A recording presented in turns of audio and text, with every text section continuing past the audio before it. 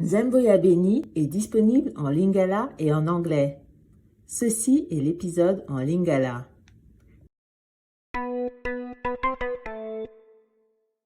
Précédemment, na Nzembo ya Beni. Mbote baninga, kombo nangai Beni. Na épisode oyo e witaki koleka, na liaki na ndaku na maman Pauline, na leki nangai Junior, na Monsieur Diba, ancien patron ya papa nangai. Ye na lingaka ye te. Na yebi ke alingi kobala maman me aza gentil te. Aza lokola papa nangai te. Nazali sûr que maman ye pe alingi ye te. Mais ayebi ndenge ya koyebisa ye te. Mais heureusement, Monsieur Diba azali allergique na bambwa. Alors, boyoka lisolo ongo sikoe. Leki nangai Junior aza na mbwa. Abombaka ye na jardin na biso.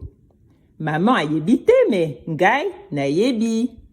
Yango wana, Monsieur Diba afandaki na ndaku na biso mingi te po na mbwa. Azalaki komikwanza mingi nzoto mobimba na minute nyonso. E tango tosisaki kolia, nakendeki kolala me pongi ezalaki koya te. Nazalaki kobanga makasi. Boyebi po na nini? Nazalaki kofaire partie na 15 candidats oyo baponaki po na koyemba nzembo na télévision en direct na émission ya Zarnacom. Incroyable! Yango wana nazalaki kozwa pongi te. Sikoyo botala ndenge makambo elekanaki. Lobi nango nazalaki ya kolemba makasi ke nalamukaki na retard. Nazwaki atente po na kozwa petit déjeuner. Tango nayokaki maman akei na musala na ye, nakendeki kosokola pe nalataki jean na t-shirt ya pembe pe nabimaki na ngai po na kokende. Nakokaki kokoma na retard te po na mbala na ngai ya liboso ya kokende na télévision quand même. Chanteur professionnel bakomaka na retard te. Nazalaki kotambola mbongo po na kokende na télévision, mais na nzela nakutani na Monsieur Chabani.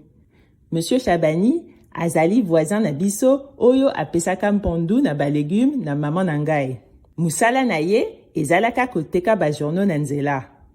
Tango namoni ye, napesi ye mbote. Nalobi mbote na yo Monsieur Chabani.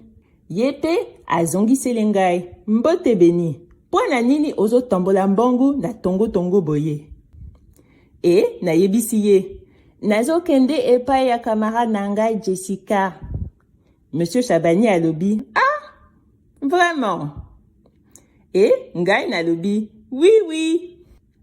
Monsieur Chabani atali ngai pe alobi, oyebi koloba la vérité ezalaka plus facile que kokosa. E ngai nayebisi ye, nazokosa te? Monsieur Chabani atali ngai lisusu pe alobi, ok, mais sala attention na yo. Ngai nalobi, oui. Monsieur Chabani aseki pe alobi, en tout cas, bonne chance na yo. E akei na ye. Bonne chance na yo? Elingaki koloba nini? Est-ce que ayebaki place nazokende? Est-ce que voisin na ngai moko ayebisaki ye? Nazalaki na tente ya kokanisa na makambo nyonso wana. Nazalaki déjà na retard. Et chanteur professionnel, bango bazalaka na retard te. Donc, nayebisi ye, bye, pe nakei na ngai. Et finalement, nakomaki na studio Zarnacom. Mais nazalaki mutu ya suka na kokoma. Candidat mususu bazalaki déjà. Ezalaki sérieux te na part na ngai. Mais belle, mwasi oyo ya chapeau bleu, oyo asalaka na Zarnacom, aye koluka ngai pe alobi. Beni, yo wana okomi. Biso nyonso tu tozalaki kozela yo. E nayebisi ye, excuse ngai, nafandaka musika. E Madame Mebel alobi, Naza na tante ya koyoka makambo nyonso wana. Il faut okende na loge po na ko se changer sikasikoy. Pe abengi assistante na ye pe ayebisi ye. Mets ma candidate oyo na loge numéro 3, s'il te plaît. Na loge numéro 3? Oh là là! Tokomi vraiment vrai professionnel sikasikoy. Ezalaki lisusu te lokola na salle d'attente tango tozalaki kolekisa casting. Tozalaki lisusu kosala mulongo te. Et lokola tozalaki 15 finalistes, tozalaki na ba loge misatu. Tozalaki ba candidat mitano na loge moko. Et bokanisa nani oyo azalaki na loge numéro 3 na ngai? Elodie, Dorine, Wilfried na Samantha. Quelle coïncidence! Lokola habitude na ye, Elodie asali lokola amonaki ngai te. Puisque lokola tata na ye azali docteur, akanisi aleki batu nyonso. En tout cas, Dorine aza moninga na ngai te, mais tango amoni ngai, asali quand même effort ya kopesa ngai mbote. Alobi, mbote Beni. Ngai pe nazongiseli ye, mbote Dorine. Pe Dorine alobi, naza na temps ya kolobisa yo sikoyo te. Il faut na chauffer voix na ngai. Po ngai, na yembaka banzembo ya église. Et ngai, na betaka piano. Donc, nazali na besoin ya préparation mingi. Na koki kokoma na retard, lokola yo te. Ngai na lobi, ok. Ensuite, na moni Wilfried. Aza moninga na ngai proste, mais toyokanaka malamu. Tango na monaki ye, na lobi, mbote Wilfried. Ye pe alobi, mbote Beni. Sango nini? Est-ce que oza na nzala? Et na yebisi ye, oui, naza na nzala makasi. Et Wilfried a yebisi ngai. Biloko ya kolia po na biso, ezali na table kuna na sima. Okoki kokende ko se servir. Na yebisi ye, merci mingi. Et na kendeki na table. Samantha azalaki deja kuna. Ba kamera ya Zarnacom ezalaki kolanda ye toujours.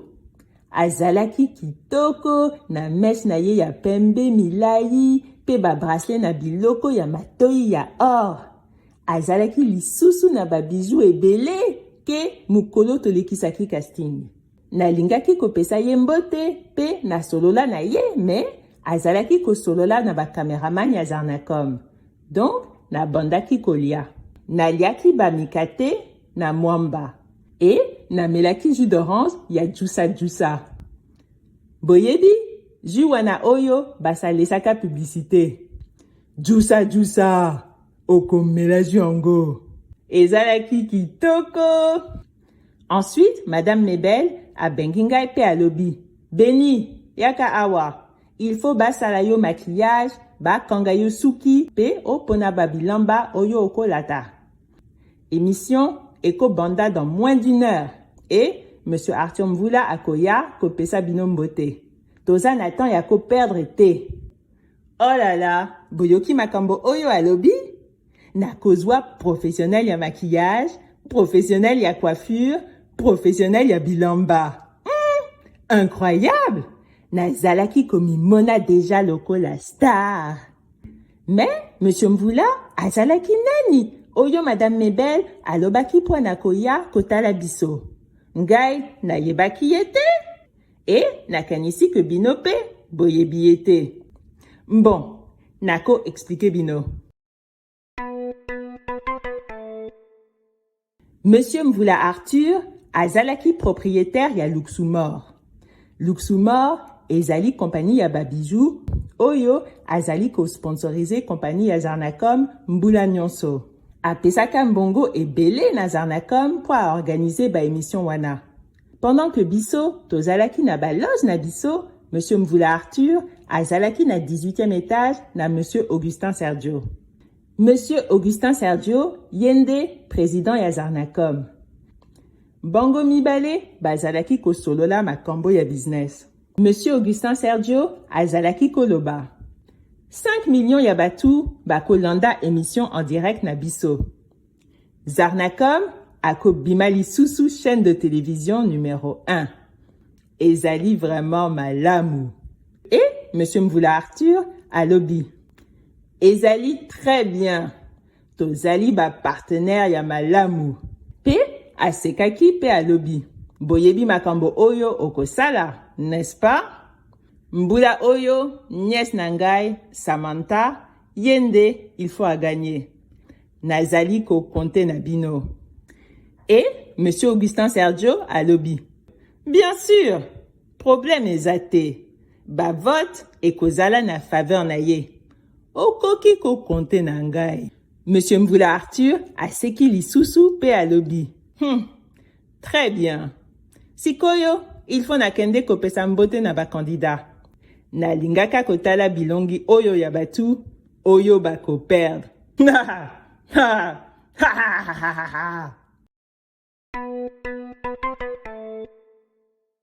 Pe, Monsieur Mvula Arthur aye, kopesa biso mbote na ba loge. Ye na Samantha, basali lokola bayebanite. Incroyable! Donc biso, toyebaki te que Samantha, azali nièce ya propriétaire ya Luxumor. Mais, en tout cas, ba maquilleuse, ba coiffeuse, ba styliste, ba salaki vraiment musala na bango malamu. Biso nyonso tu, toko kanaki na ba star. Madame Mebel ayaki na loge numéro 3 pe alobi. Bino nyonso, boyo kanga. Lelo, ezali chance ya vi na bino. Na suka ya journée, moko na bino akobima star. Pe ako gagné $5,000 américains et un contrat pour enregistrer un disque. Alors, il faut bopesa meilleur oyo ezali na kati na bino pour na batu ba voter pour na bino. Tokozala na direct dans 2 minutes. Tenez-vous prêts. Et mbala moko ba lumière ya studio et pelaki. Et na public batu bazalaki au moins 200 oyo bazalaki kozela biso. Ensuite, nayebi ko bolingi koyeba oyo elekanaki. Boyebi ndenge proverbe elobaka. Suite nango na épisode mususu. Mise, oh namonike ozwaki deja, oh nayebike, okoki kosala musala nyonso ganyaki deja, oh nayebike. Nzembo ya Beni est une série produite et réalisée par Kwambila Productions. Écriture et création par Sabrina Muela. Traduction lingala et co-direction artistique par Tamulangi Fwamba. Performance dans cet épisode par Sabrina Muela.